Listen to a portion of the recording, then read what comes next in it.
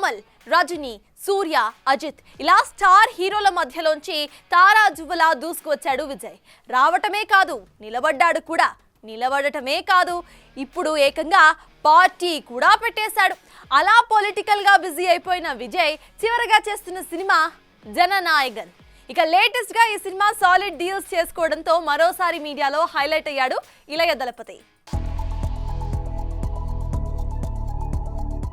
Jana Nayagan Kollywood star hero Vijay చివరి సినిమాగా జననాయగన్ అనే సినిమా తెరకెక్కుతున్న సంగతి తెలిసిందే. దళపతి 69 గా మొదలైన ఈ సినిమాకి జననాయగన్ అనే టైటిల్ ను ఫిక్స్ చేసి ఫస్ట్ లుక్ పోస్టర్ ని వదిలింది చిత్ర యూనిట్.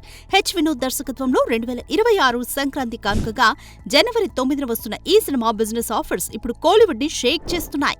ముఖ్యంగా ఈ సినిమాకి 75 కోట్ల ఓవర్సీస్ బిజినెస్ డీల్ జరిగిందంటే విజయ్ లాస్ట్ సినిమాకున్న క్రేజ్ ఏంటో అర్థమవుతుంది.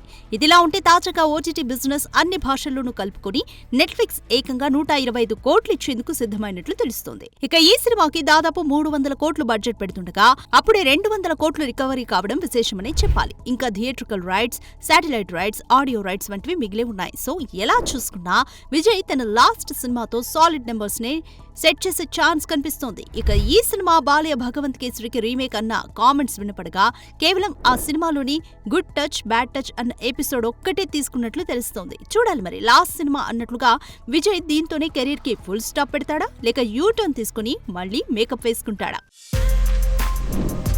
For more videos like this, subscribe Big TV channel.